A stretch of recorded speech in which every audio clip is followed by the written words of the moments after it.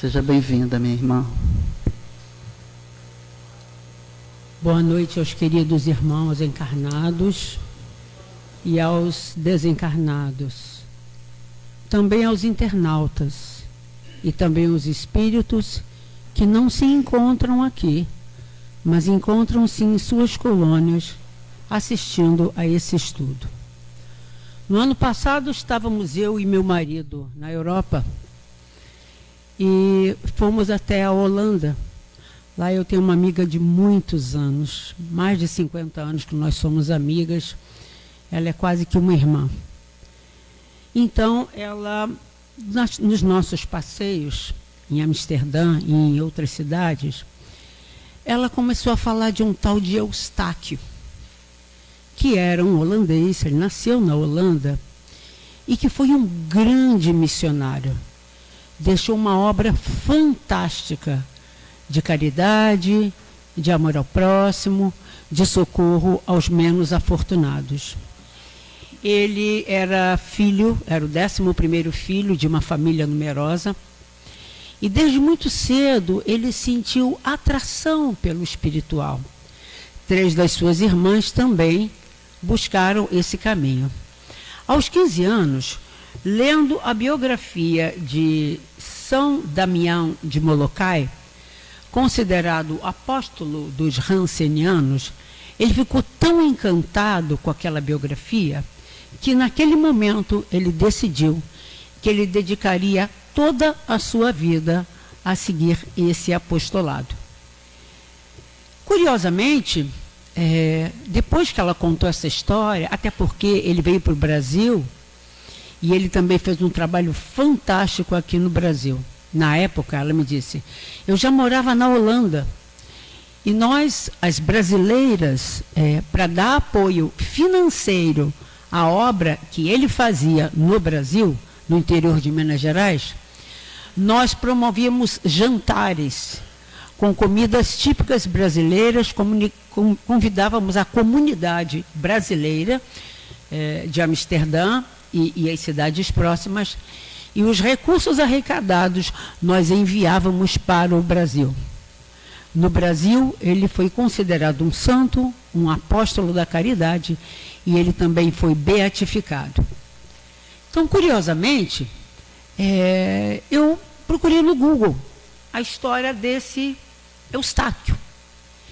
E na hora que eu estava procurando, me apareceu um convite para participar de um seminário que aconteceria em alguma cidade no Rio de Janeiro, que esse seminário era sobre o livro 15 séculos de uma trajetória, onde, nesse livro, eles abordam as 17 encarnações que Eustáquio teve no período de 15 séculos. Aí eu fiz uma conta assim rápida, falei, em 15 séculos, 1500 anos, ele teve 17 encarnações. Então, ele teve encarnações mais ou menos curtas, chegava lá no mundo espiritual, se preparava e voltava. Eles começam a contar a história de Eustáquio do ano 445.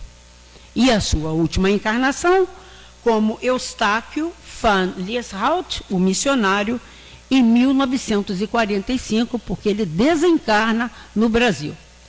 Eu fiquei muito curiosa, baixei esse livro e nas minhas horas vagas, nos aeroportos, nos trens, à noite, eu comecei a ler essa história. É uma história bastante cativante, porque vai falando das encarnações dele e dos inúmeros equívocos que ele cometeu durante muitas dessas encarnações. A grande questão moral de Eustáquio é que ele tinha amor ao poder. E para conquistar esse poder, para dominar, para submeter, ele não media esforços.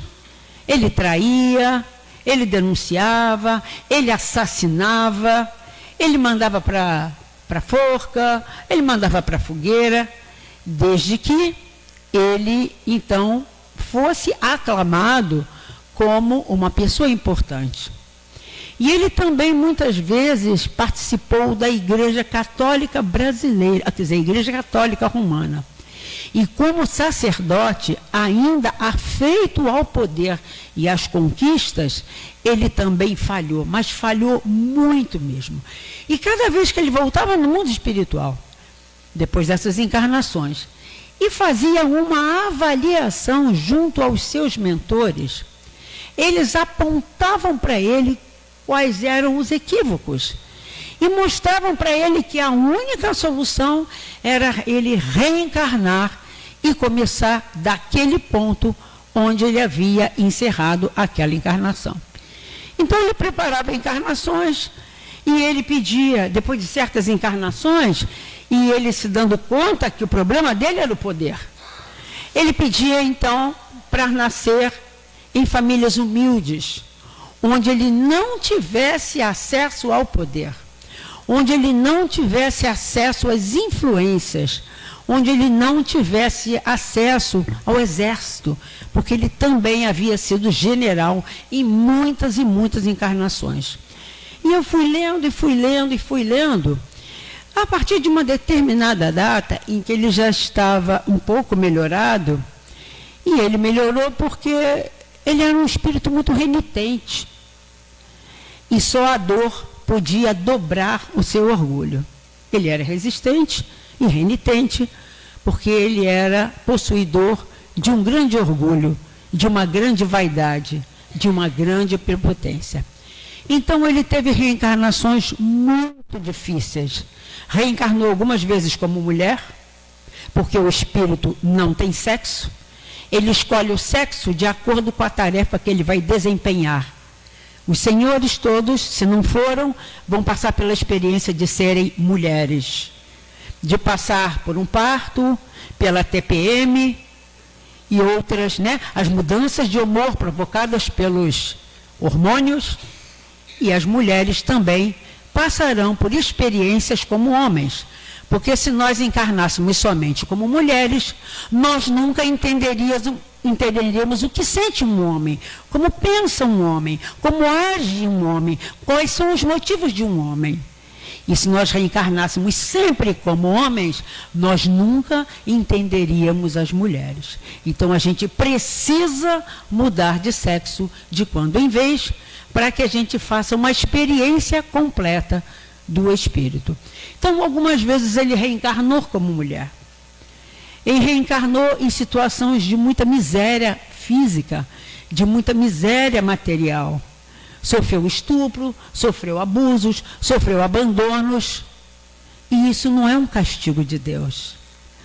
A gente costuma dizer, ou costuma ouvir, de pessoas que estão passando por alguma dor ou por algum sofrimento, diz assim: eu estou pagando. Mas na lei de Deus não existe essa matemática, não existe essa contabilidade. Você assumiu uma dívida e você está pagando.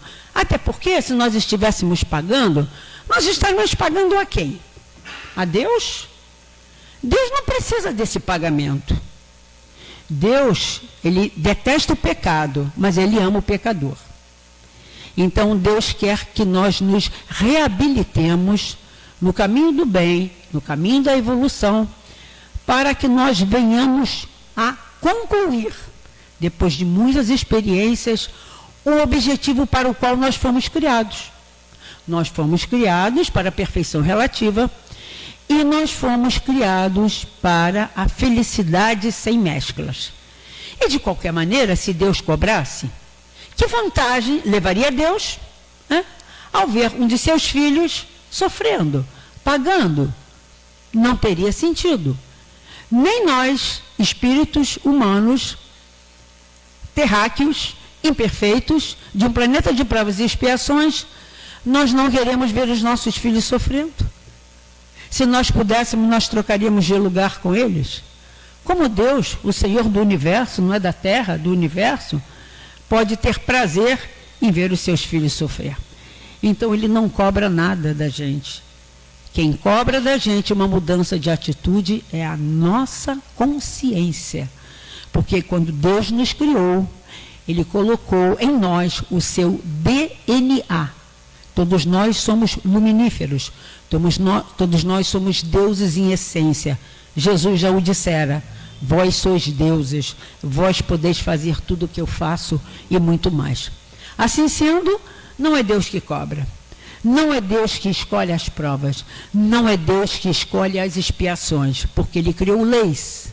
E quando a gente foge dos trilhos da lei, nós estamos sujeitos a responder e acolher pelo mau uso que fizemos da lei. No livro Céu e Inferno, no capítulo 7º, tem o Código Penal da Vida Futura. São 32 itens. Eu não vou ler esses itens. Se vocês tiverem curiosidade, quando chegarem em casa, acessem esse livro para ler esse Código Penal da Vida Futura. O que ele está dizendo exatamente? Que esse conceito equivocado de que existem penas eternas, de que a gente tem que pagar, de que a gente tem um inferno, e que a gente vai ser mandado para esse lugar, e de lá a gente não sairá, e isso tudo é balela. Na verdade, nós vamos sair do lugar onde nós estamos, como Eustáquio, e vai se tornar um grande missionário. Todos nós seremos anjos algum dia. Na verdade, nós estamos sujeitos às leis de ação e reação, de sementeira e colheita. Ao semearmos, nós obrigatoriamente teremos que colher. Ao agirmos, necessariamente nós vamos ter que sofrer as consequências da nossa ação.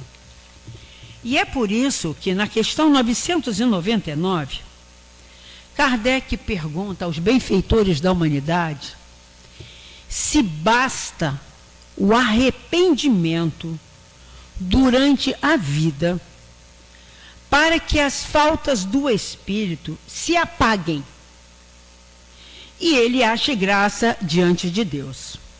Alguns irmãos de outras crenças religiosas dizem que a gente basta se arrepender e nós seremos salvos.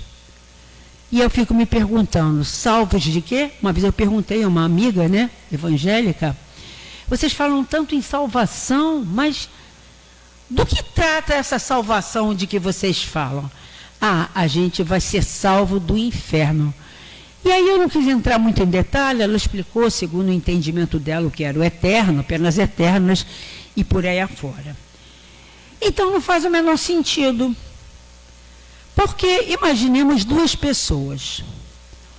Uma que procura se melhorar a cada dia, uma que se esforça para vencer as suas más tendências, uma que se esforça para ser melhor, de ser amoroso, ser honesto, ser justo, ser trabalhador, ser fraterno. E uma outra pessoa que faz exatamente o contrário. Um pouco antes de desencarnar, ela se arrepende. E aí tudo que ela fez passa uma borracha? Se assim fosse, que valor teria o nosso esforço em sermos melhores? Nenhum. Isso me faz lembrar um caso de uma conhecida cujo cunhado desencarnou. Ela era católica, a família dela católica, mas a irmã dela era evangélica. E a irmã dela começou a perceber a presença do marido falecido dentro de casa. Ela via o marido falecido dentro de casa. Ela percebia o quando ela dormia. Ou seja, o espírito havia desencarnado, mas estava no lar. Talvez equivocado, talvez sem saber exatamente o que estava acontecendo. E aí essa conhecida pediu ajuda. Eu lembro que eu levei o nome dele para a reunião mediúnica. Eu, Rosana, fiz uma evocação mental, pedi aos companheiros da mesa mediúnica para a gente atender esse caso. Passado umas 2 reuniões, comunica-se um espírito, ele não se identificou, eu sou fulano de tal, mas ele estava reclamando, brigando, estava zangado, porque ele falava com a mulher e a mulher não dava a mínima. Ele falava com a mãe fazia ouvidos de mercador. Ele falava com os vizinhos, rejeitavam ele.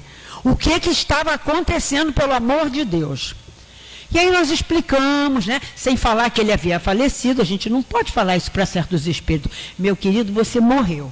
Porque se pudesse, ele morreria outra vez. Então a gente não fala, você morreu, a gente não fala assim na lata. A gente vai comendo pela beiradinha para que ele se dê conta que ele não faz mais parte dos chamados vivos. E aí ele não ficou muito satisfeito com aquela explicação, falamos que ele estava acolhido num hospital e que temporariamente ele não teria acesso, né, à casa dele, mas que ele receberia notícias da casa, da esposa, e mais uma outra reunião. Ele também apareceu ainda muito zangado, dizendo que por que haviam tirado ele da casa dele. A casa era dele, a cama era dele e a mulher era dele. Quem teve a prepotência de tirá-lo da casa?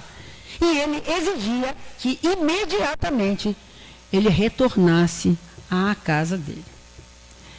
E eu me lembro que ele adoeceu, ele era um homem muito saudável, pescador, e ele adoeceu assim meio que de repente. A gente, sabe essas doenças que aparecem meio que de repente? Deu entrada no hospital da nossa região. Lá ele contraiu uma bactéria, ficou mal e foi a óbito. Ou seja, ele não tinha noção de nada, ele não tinha preocupação de nada, ele não se preocupava com a vida espiritual.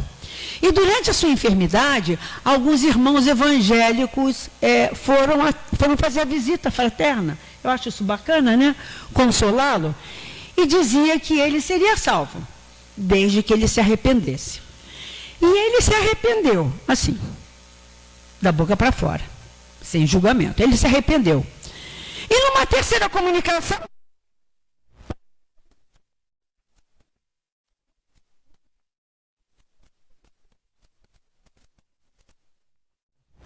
então isso prova, né? E o Espiritismo prova isso na prática, que não basta você se arrepender na hora da morte e achar graça de Deus, né? O arrependimento concorre para a melhoria do espírito, mas ele tem que expiar o passado. Se diante disso um criminoso dissesse que, cumprindo-lhe em todo caso, expiar o seu passado, nenhuma necessidade tem de se arrepender. O que é que isso resultaria? Ou seja, vou traduzir. Um criminoso sabe que ele tem que expiar o seu erro, o seu passado. Então, se isso vai acontecer de qualquer maneira, se ele não pode fugir dessa expiação, qual a vantagem dele se arrepender? Ele não precisa se arrepender, porque de qualquer maneira o seu arrependimento não vai livrá-lo da expiação. E os espíritos dizem que o fato de você não se arrepender das suas faltas torna mais longa e mais penosa a sua expiação, desde que ele se torne obstinado no mal. Na pergunta 1000, Kardec pergunta: já desde esta vida, nós podemos começar a resgatar as nossas faltas? Sim, reparando-as. Como é que a gente repara as faltas? Reparando, fazendo diferente, se arrependendo. Então, para que a gente obtenha graça diante de Deus, usando essa linguagem assim, a gente primeiro precisa se arrepender. A gente precisa se dar conta, a gente precisa se conscientizar que nós pisamos na bola, que nós não cumprimos a lei de justiça, amor e caridade, que nós fomos agressivos, prepotentes, orgulhosos, ou qualquer coisa que a gente tenha feito contra o próximo, porque todas as vezes que a gente agride ao próximo, é como se nós a estivéssemos agredindo a Deus. Da mesma forma que todas as vezes que a gente faz bem ao próximo, conforme disse Jesus, é como se nós estivéssemos fazendo a Ele. Então, quando a gente se dá conta que a gente se equivocou, a gente começa a fazer diferente. Porque para que a gente fique bem na fita, digamos assim, a gente precisa se arrepender. Depois a gente precisa expiar. e depois a gente precisa corrigir o erro. Mas se eu me dei conta que eu me equivoquei em alguma área, eu posso começar a corrigir os erros agora, não posso? Eu não preciso desencarnar para passar pelo umbral, para ser perseguido, para ser torturado, para ficar perdido.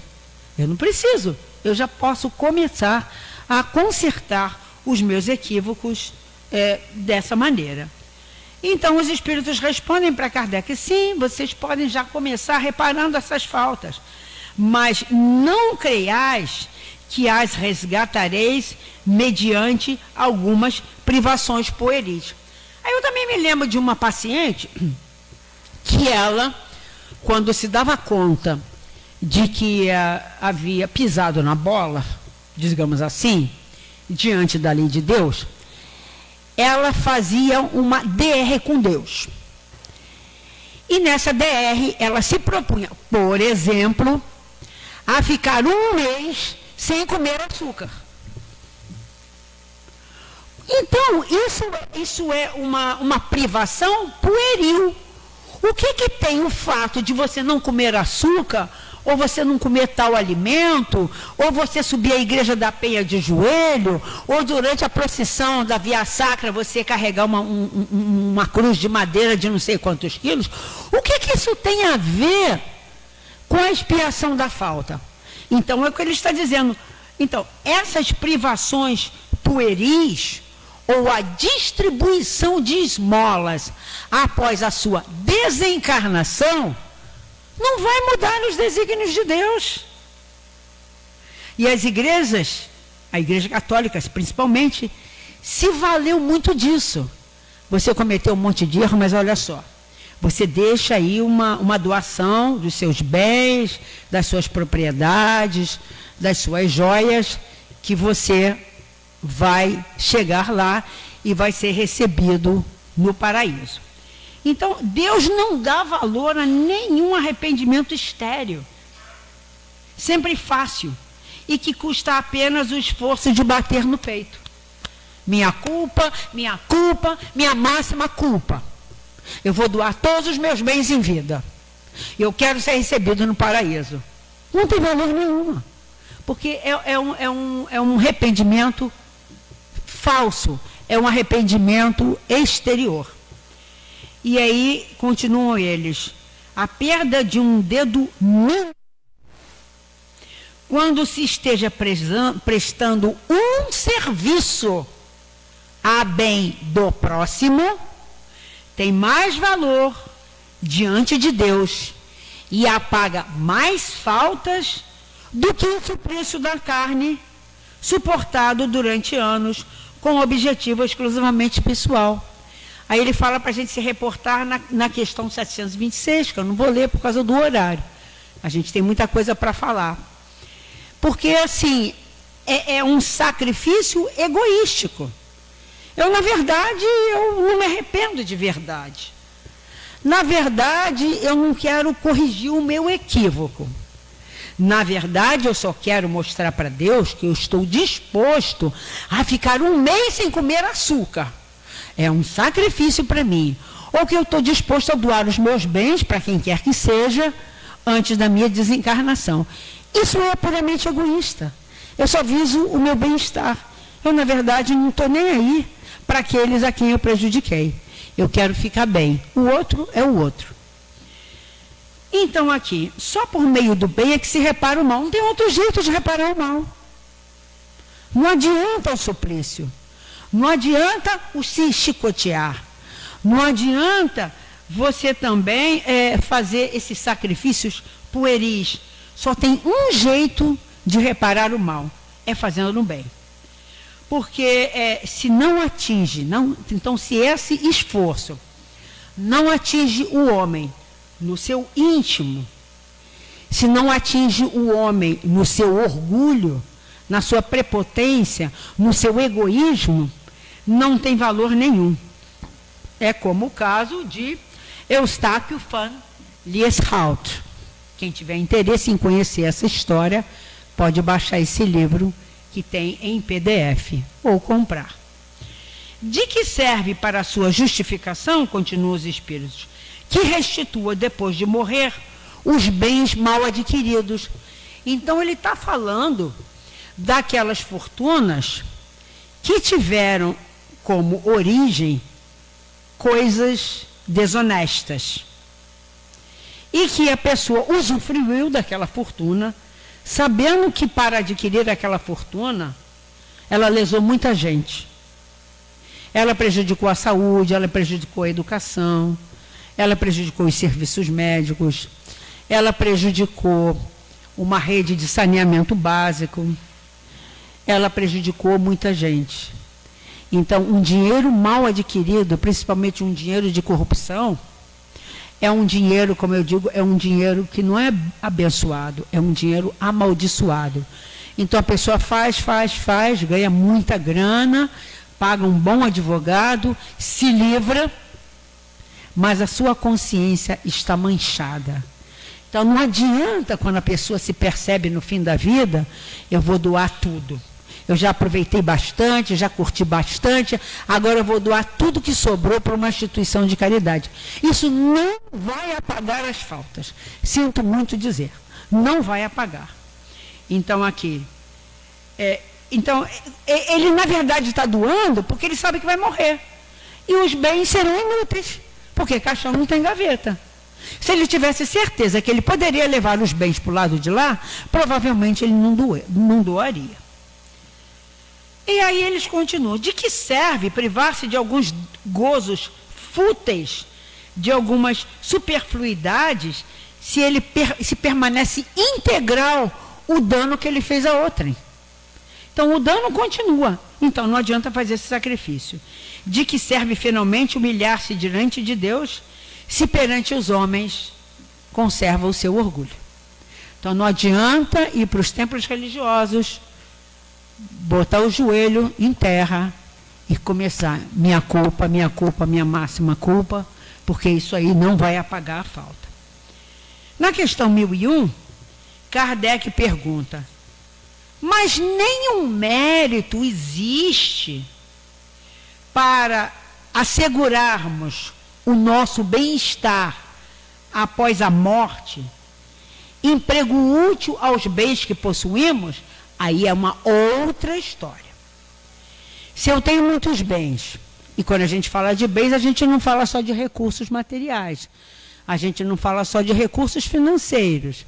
Você pode ter o bem da inteligência, você pode ter o bem da fala, você pode ter o bem do ouvido, você pode ter o bem de um acompanhamento a alguém que esteja enfermo, você pode ter o bem, ou seja, são recursos que a gente pode fazer uso deles em função de ajudar o próximo. Então, esse recurso que a gente usa em favor do próximo assegura o nosso bem-estar na vida espiritual. Mas isso não quer dizer que a falta será apagada. A gente só apaga uma má falta com uma boa atitude. Por isso que eles dizem que para você se livrar, digamos assim, do sofrimento, você precisa expiar, você precisa se arrepender, você precisa expiar e você precisa consertar os erros que você cometeu. E aí eles dizem que nenhum mérito não é bem o termo. É sempre melhor fazer isso do que nada. A desgraça, porém, é que aquele que só depois de morto dá, ou seja, ele vai dar só depois que morreu, ele vai deixar no testamento. É quase sempre mais egoísta do que generoso, a gente já falou sobre isso, né? E ele continua, na verdade, isso é uma atitude egoísta, porque o que dás, tiras dos teus gozos. Então, aquele que tem dificuldade em dar, ele não o dá porque ele é egoísta. E o egoísta pensa assim, se eu der alguma coisa do que eu possuo, vai fazer falta. E às vezes ele possui muita coisa. Então, essa é uma atitude egoísta. E o seu egoísmo fala mais alto que a caridade. O homem guarda tudo que possui pretextando suas necessidades pessoais e as exigências da sua posição. Às vezes a pessoa tem uma posição na sociedade que exige que ela se apresente junto aos seus pares ostentando. Então ela pensa, se eu doar uma parte do que eu tenho, eu não terei suficiente para ostentar junto aos meus pares. Desta forma, eu serei visto com maus olhos. Desta forma, eu não serei tão valorizado. Desta forma, eu não serei convidado mais para aquelas festas, para aqueles banquetes, para aqueles jantares. E aí eles dizem que devemos lastimar aqueles que desconhecem o prazer de dar. Receber é muito bom, é muito gostoso receber. Mas dar, sem esperar nenhum retorno, nem um muito obrigada, nem um olhar, nem um beijo, nem um abraço, dá mais gozo do que qualquer coisa nesse planeta. É o gozo da alma. Então, lastimar é aquele que desconhece o prazer de dar. Porque esse alguém acha-se verdadeiramente privado de um dos mais puros e suaves gozos. É um gozo. É aquele gozo da alma. Nossa, como é bom ser bom. Eu quero mais disso. E aí ele diz ainda, submetendo-o à prova da riqueza, porque a riqueza é uma prova. A riqueza não é um presente de Deus, é uma prova. E é uma das provas mais difíceis de vencer. Porque a riqueza nos conduz a todos os excessos. Quando a gente tem dinheiro sobrando, a gente começa a inventar a roda. Porque você não precisa correr atrás, você não precisa se sacrificar, você não precisa trabalhar, está tudo ali na mão. É só você acessar a internet. Hoje eu ganhei na Bolsa Internacional 50 milhões de dólares. No dia seguinte eu acesso também as plataformas. Nossa, a ação da empresa tal caiu, eu perdi 10 milhões de dólares. Ah, não tem problema, eu ganhei 50 milhões de dólares, ainda estou no lucro. Ele não tem o prazer de dar, ele só quer amealhar. Ele só quer amealhar. Ele ou ela só querem ser vistos como o homem, um dos bilionários da lista Forbes. Eu fico pensando, que gozo é esse, Marcelo? Né? Fulano de tal, sem citar nomes, é o homem mais rico do mundo. E ele é humano. Como diz o Haroldo, ele também tem intestino. Todo mundo tem intestino. Alguém já teve alguma infecção intestinal aqui? Será que o homem mais rico do mundo, que ganha 50 bilhões, ele já teve uma diarreia? Ele já teve uma infecção intestinal? Ele já teve um mal súbito? Então, assim, é um gozo meio sem sentido. Mas deixa para lá. É o orgulho. E na 1002, que fazer aquele que, em artigo de morte, ou seja, no momento que ele sabe que a senha dele vai ser chamada e que ele não vai poder oferecer o lugar dele. Pode passar, por favor? Ele sabe disso. Então, nesse momento ele reconhece suas faltas. Não dá mais tempo de reparar. Basta-lhe, nesse caso, se arrepender? O que vocês acham? Você teve a vida toda, meu amigo. Você teve a vida toda, minha amiga. Logo agora que você está se arrependendo, a quem você quer convencer que você está arrependido? Às vezes está arrependido mesmo. Às vezes está de verdade. É um arrependimento sincero. Mas isso não vai livrá-lo das expiações. O arrependimento, dizem os espíritos, lhe apressa a reabilitação. Ele vai precisar expiar, ele vai precisar consertar. Mas quando ele se arrepende, no momento em que ele estiver na expiação, e expiação não é a mão de Deus, como dizem alguns irmãos de outras religiões. A expiação é você mudar de lugar. Isso é expiação. Então eu fiz para o outro.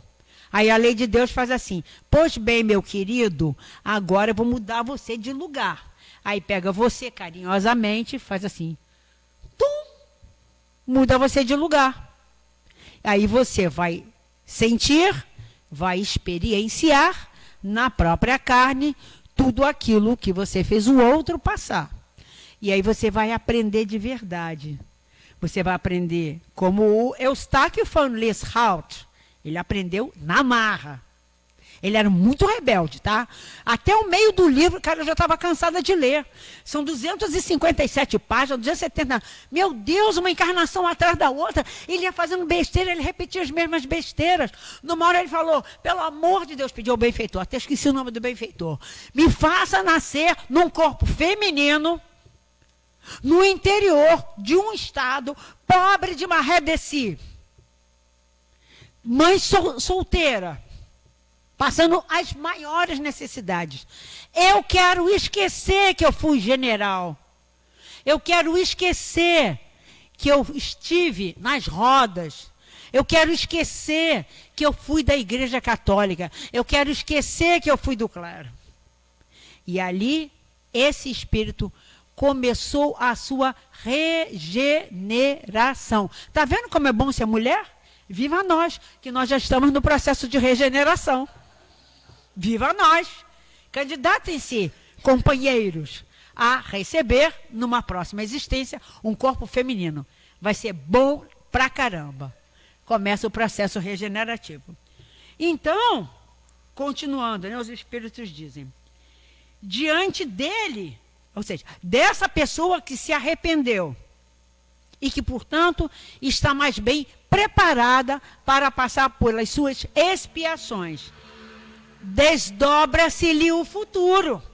Ele começa a ver uma luz no final do túnel. Nossa, eu tenho jeito. Algum dia eu vou conseguir vencer. E o Eustáquio, ele venceu.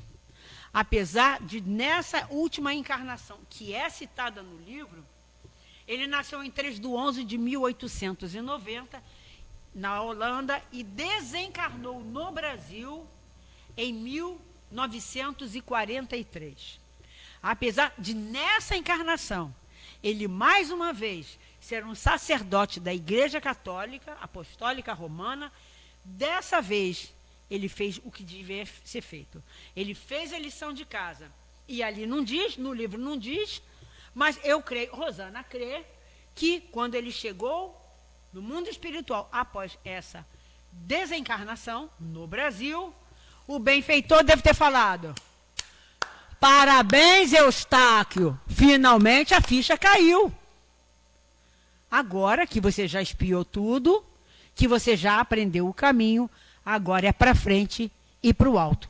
Não tem mais retrocesso. Então é assim para todos nós. Que Jesus nos abençoe nesse nosso propósito de sermos melhores a cada dia.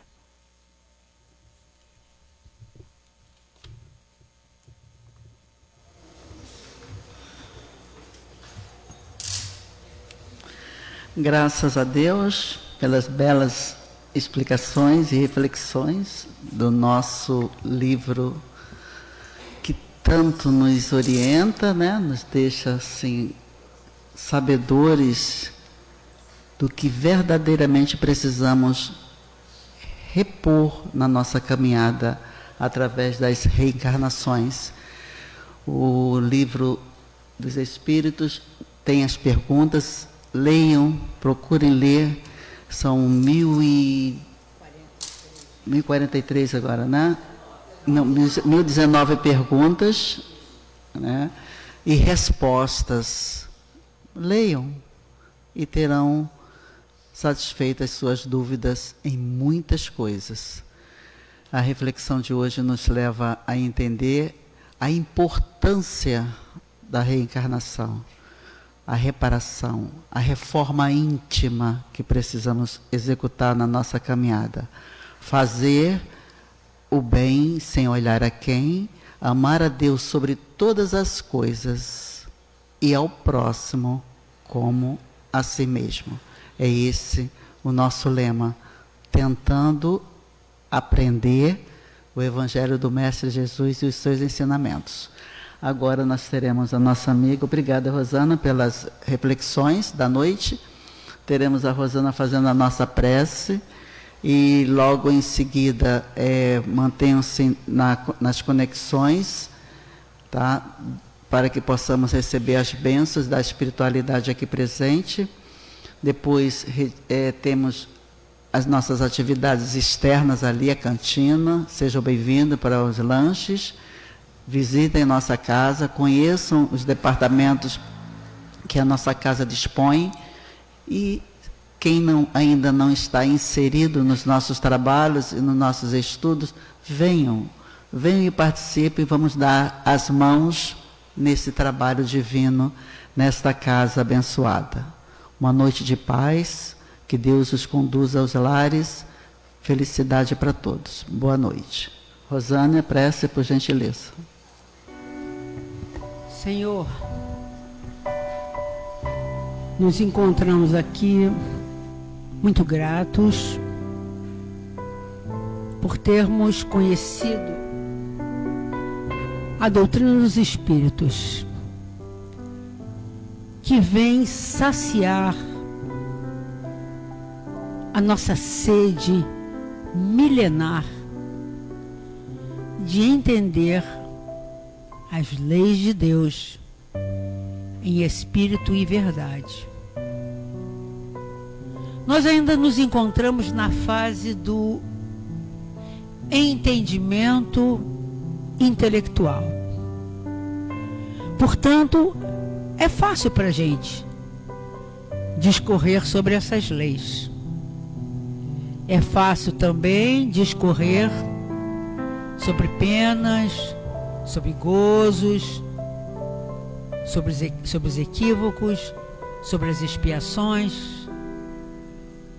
Mas no fundo, Senhor, nós ainda nos percebemos com muitas dificuldades em colocar em prática o Evangelho que Jesus nos deixou, que é o roteiro seguro para que a gente avance nessa estrada rumo à luz, sem olhar para trás, pegando na charrua, firmes.